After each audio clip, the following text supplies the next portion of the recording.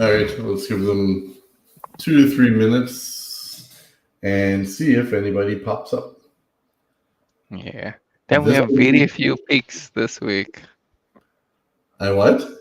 I said we have very few picks this week. Yeah, we're running out of picks. We have 3 this week, and then we have 2 next week, and then we are over with the picks. Wow. The journey is finally ending with the reveals. And now from this point on, all we can do is watch and see how our picks are doing. How are we Yeah, doing today? I was about to go look, but I think everything is back down today because Bitcoin couldn't keep it up. Damn it, Bitcoin. Wait, how do I find that now again? Let us see. Okay, so we need to refresh, wait for the API. Let me find. Where's the link for this dashboard? It is just, it's on the v2.monstro.fun.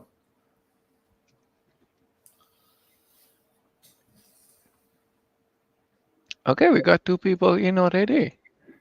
They left. They left. All right, so I have our current Moonbagz refresh data, and currently we are only down 17%. Okay, I see it. With the DeFi bag being up almost 8% still, and James Pelton up 22%, and Magic Formula has now turned green. He's up 3%. So as you can see, people are starting to turn green. Crypto Mischief is only decimal 56% red, so he's probably next to turn green. The guests had the advantage that they got better entries though, because we bought theirs later. But what else is coming up nicely? AI for us is almost turning green. It's only negative 8%. So yeah, wait another couple of months, and everything should be very green. And then a couple more months, and hopefully it'll be triple digits green and quadruple digits. Looks like the only one that's really okay. Technically, the only 2 that's how bad performing is memes and RWA, both minus 30%. Yeah, RWA really hasn't had anything move in the whole narrative yet, so that might be a late runner. Memes, we know, they're up and down, and right now the whole market's still pretty downish. So, the only one that's actually up from when we bought it is the Big Red on Avalanche. Damn. Good job, Oh Red. wait. Oh yeah.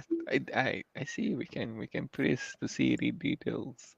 Oh, that's cool. Okay, I did not know we could do that. Damn. Yeah. But you can see like some of the ones they're up nicely, but they're down. Like in our DeFi one, Camino Finance was like at 130% the other day. Now it's back to 98%. So the market was up and now it's coming back down, and hopefully we go back up and stop coming back down as soon as October gets here. And Gleam is doing bad. Yeah, Seems like Gleam is bad. GameFi, nothing ran in GameFi yet, I don't think. Oh, you know what? We have a couple of green ones. We have Sidus is green by 2%, and Echelon Prime is green by 13%. Oh, and Wagme Games, one of our small ones there, is 46%. So one of our picks today is the GameFi ones. That's still a mystery. And how's AI doing? AI Delysium's doing pretty good.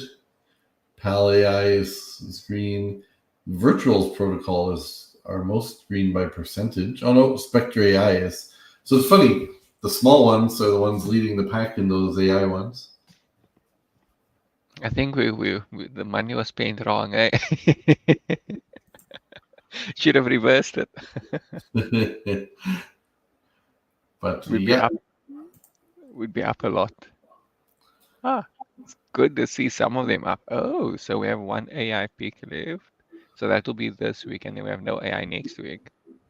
And then we still have one GameFi next week. Yeah, the chains is the one that looks like is the one doing our worst.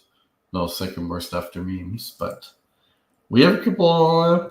Dion Protocol and Cardano are a tiny bit green. Everything else is pretty red in there. Wow, Neva, you're not doing great. Luckily, not too much on that one, but Neva is down 93%. Oh, that's brutal. That is brutal. If only we had funds to DCA a little bit, just a little bit. Well, even the bigger ones like Arbitrum and Mantle and Meta, they're all down like 25, 27%. Zeta is also down 22. Yeah. Although I saw Zeta Chain had some positive news the other day. Let's see if I can spot quickly what it was. Yeah, I remember some news on Zeta. What was it indeed? Let's see. Oh, the XP cards also they did recently, which is also I don't know what it does, but I remember seeing an announcement on that. Yeah, I don't see the news I was thinking of. I think it was in one of the CoinMarketCap morning emails I got one of the other days.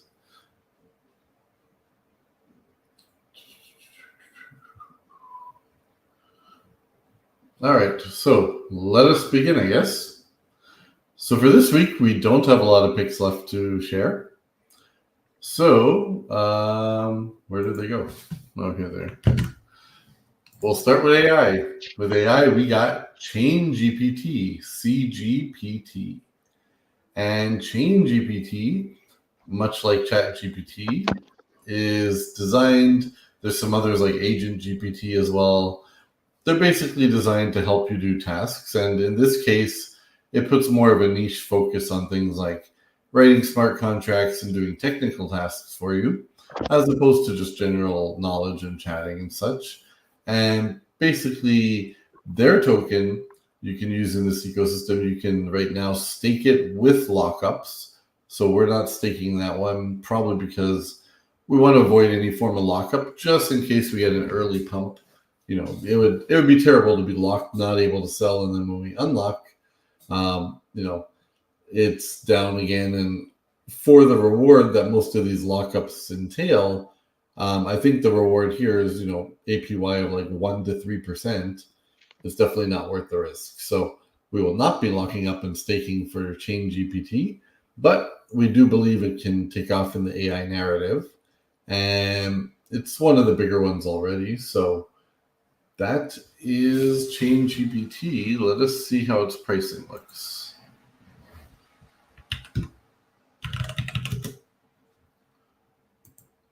CGPT. You down 5%. have a market cap of 88 million, down 5.5% today. But from its, let's see, its high was okay. Like most things, its high was in March this year when Bitcoin had its all-time high. So it was 52 cents then. It is 16 cents now. So not an unusually massive drop, and pretty much the same as most of the AI tokens. So let us see. It looks like they have an upcoming announcement tomorrow. We'll find out what that is. I have no idea what it is. And yeah, trying to see if there's any growth metrics here. One thing to be careful of them is their circulating supply is only about 56% right now.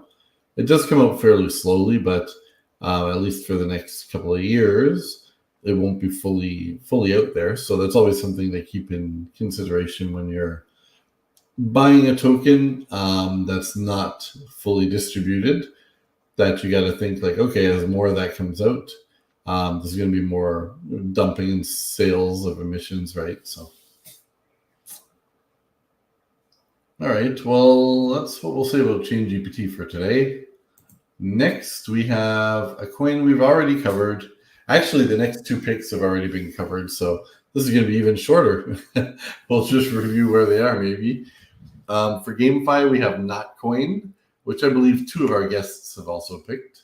So Notcoin, let's see how they're recovering from all the drama with the Telegram founder and ton Oh, they're up 6% today. Good job, not a coin. And yeah, if we look at they had a very tight peak at 2.8 cents back in June, early June. Now they're at .0083. But yeah, they've been pretty steady, a little bit of a decline the past month, but nothing too notable. Yeah, there's still, one that a lot of people like with the whole narrative of tappers and clickers on Telegram and calling those things games, which I do not agree with. You can tell I don't like things that are just mindless tapping. What about you? Are you a fan of the mindless tapping? Definitely not. Oh my goodness, I need to play something that's interesting. What is your favorite genre of game? Since we're on. FPS, first person shooters all the way. If I get I need it. I need that thrill of hunting something or someone down. I'm a big fan of games like Call of Duty Warzone especially. You know which type I got addicted to now is I don't play much, but they're called rogue lights, right? Where Oh, you're basically gonna die a lot, but every time you die, you keep some stuff of what you've earned or some form of the progression, and then it's all about repeating these randomly generated levels for the most part. You don't know where the maps things change, but effectively, yeah, if you're the type of person who doesn't like giving up, every time you die, it motivates you to like come back, get a little further ahead, and just keep doing that over and over again. And funny enough, it's in that's fun. theory it's repetitive, but in practice, it's actually super fun and addictive. So I I, know that genre is pretty hot too right now, roguelite. yeah, But yeah, yeah. yeah, I haven't played it before, and now I started playing one on PlayStation at night once in a while. So it's pretty fun. It's called Rogue's Legacy 2, and they do a great job. I think this would make a good variant without the platformer side scrolling part. If you made it more turn based, I think it would make a pretty cool P versus E blockchain game. Ooh. So maybe that's something to explore one day. Hey Remco, hey Smiley, see you both in here. Oh, does that mean I win? You said three, I said two. Sorry, what did you say? Does that mean I win? You said three people, I said two, and we got two. So I Oh, think. yeah, I can go. I can go have a fake person join. Oh no! Oh, but the roguelite genre has definitely kicked off because I think a lot of what's it indie developers are doing Yeah, roguelites, not yeah, roguelikes because the because roguelike it's is different. procedurally generated, right? It saves them a lot of costs in development of customizing levels when you really focus more about your classes and your items and your progression scheme and all the math involved in that, and that's the hard part balancing. Speaking of balancing, Monstros Matchmania is in balancing right now. So the game that has had its development going on for a year at this point almost is nearing its point where hopefully we'll put it up in the app stores, get more people to try it out, and then we'll see about when the market's fully on, to do a scaling round and try to get in still some of that Web 2, mobile gaming money as opposed to having everything come from Web 3. And that'll help us more when the next bear market rolls around. So yeah, we're definitely thinking that far ahead, right? And what to do for the bear. I mean, I guess the obvious answer is at the end of the bull run, just short everything possible, and we'll be great, right? Yeah, yeah, should be great. Yeah, liquidate all farming positions and just put a giant short, and that's all we need to do. We'll be good. We'll be sorted Now, if we get the overnight timing change. wrong, that'll be a bigger issue. But um, all right, so let's get to our third pick, which is Phantom from Richie. Phantom, we've also talked about because I believe we have it and one of our other Yeah. guests had it. So Phantom, which is becoming Sonic, right? They're in the middle of that transition. I think I don't remember if it's finished or it's still on its way, but definitely Sonic is the big hype around Phantom. And we're going to have to, I'm not sure if we have to convert our tokens or there'll be incentives too, but once we see if there are incentives, we'll obviously make that call. Oh, we have another person here. Hello, Ibn Numer. And now, Alpha, now you are wrong. There's 3 people. Damn it. Smiley says we better redo our discussion on all the previous week picks because you missed it. So we gotta go over all of the narratives again. Well, Phantom is based on ghosts, and ghosts are for Halloween, and it's almost Halloween. So there's the logic behind that pick. Oh. And also, don't say Beetlejuice's name 3 times in a row.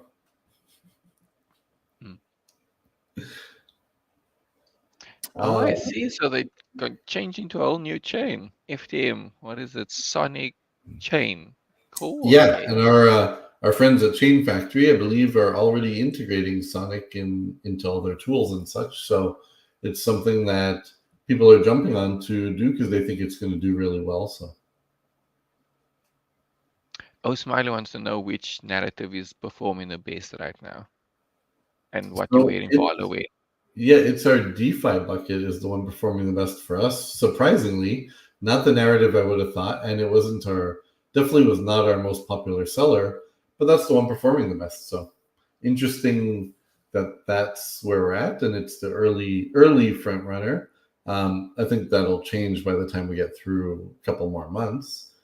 For Halloween, I don't know. I guess if I go as a ghost, I just can wear nothing, right? Because nobody can see me. Well, I mean, as long as you do the John Cena thing, just be like, you can't see me. Yeah, I don't know if the cops in public will buy my excuse. I'm the invisible man. Probably not. But no, I don't know because now I'm in a new town. I have to see if they have Halloween spirit because where I left the past couple of years, they did not, and it all pretty much died, which is terrible. So we'll see if they have more spirit over here for Halloween, and if they do, then I will definitely find something interesting. Well, I already answered the door that way. It doesn't need to be Halloween. Why do you think my camera's not on right now? Because you're not wearing the gray hoodie, obviously. Bullseye always dresses up. He's been Jason. He's been Freddy. He's been a couple of other things over the past few years. So Bullseye loves being in costume. At least that's what he says. Yeah, you should be dressed up as Monstro this year. Yeah, no, he looked great as Jason Voorhees, and he had the hockey mask. He had a hockey jersey with like Jason's name and a number on it, and for Freddy, he had the claw on one of his paws, like the little glove with the claws, and he had a hat and he had the sweater. So.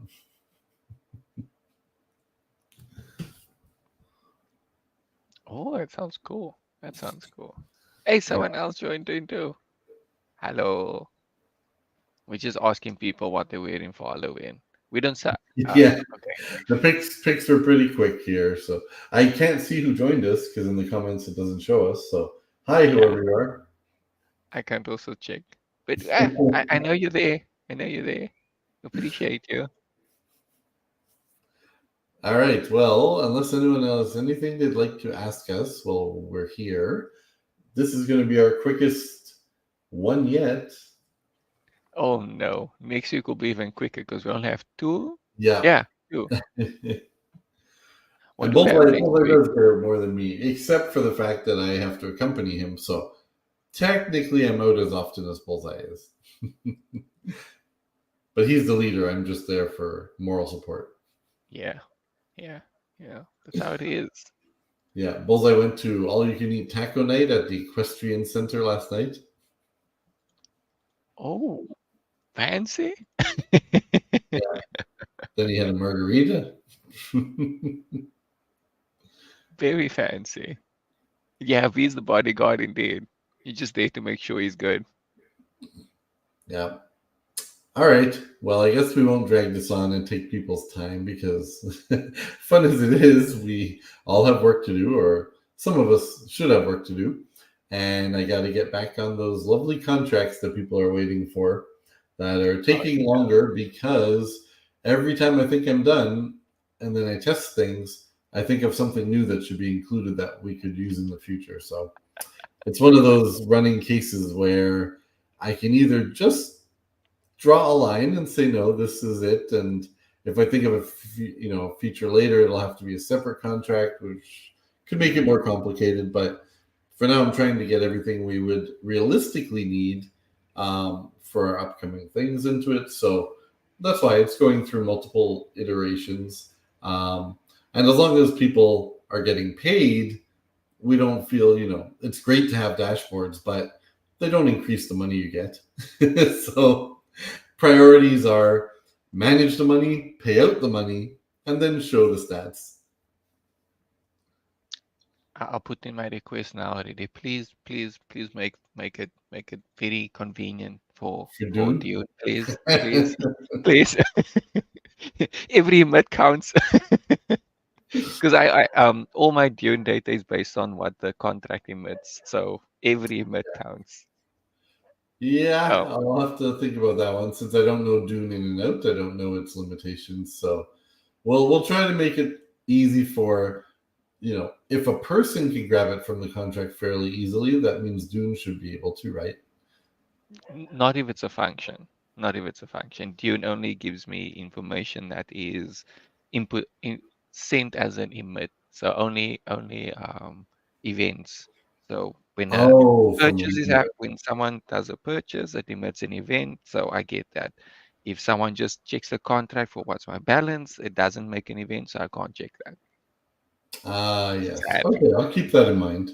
Good to know. We typically emit a lot of events in our contracts, but there could be some we could add more info to. Yes. But okay. All That right. is Smiley, I have no money to show you, so ask me again in a couple of months. Oh, one watching now, Remco. Well, thank you, Remco. Let's just our picks this week, in case you missed it, was Chain GPT, Notcoin, and Phantom. There's only those three. Yeah. Oh, we'll give one last comment is for anyone in the pools, which are meant to help the farms folks, right? While farms are down. So far, so good. We're taking this approach. We have to be more active with the pool. We have to rebalance more frequently, but we're staying in good health. We're able to have a bit of insurance building on the side. And yeah, I think this tactic might be a good one, even into the future. Even when farms does recover, maybe we'll keep it as a separate option. Maybe we'll build in though in the future some type of team share at some point. But otherwise, yeah, it's good to see that it's going well, and it shows the folks, with farms, we took a very specific strategy that didn't pan out in the end because the bull market took too long. Even when things are still sideways, we have other strategies that do work. So.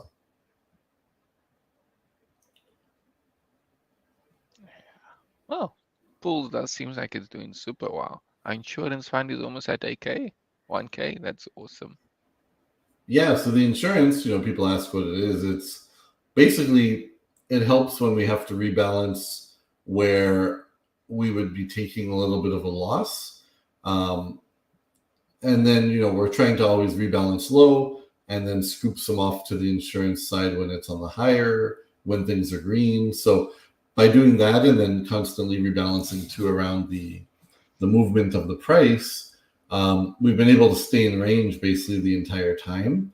We've been able to maximize the APR we're getting out.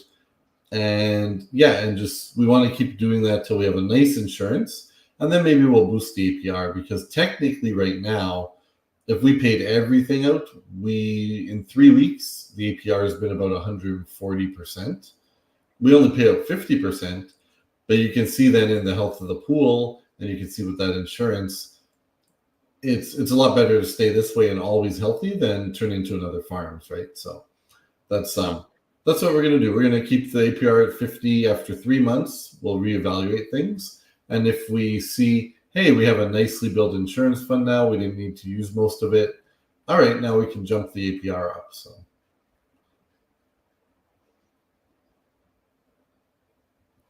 Sounds exciting. Remco's looking for a raffle.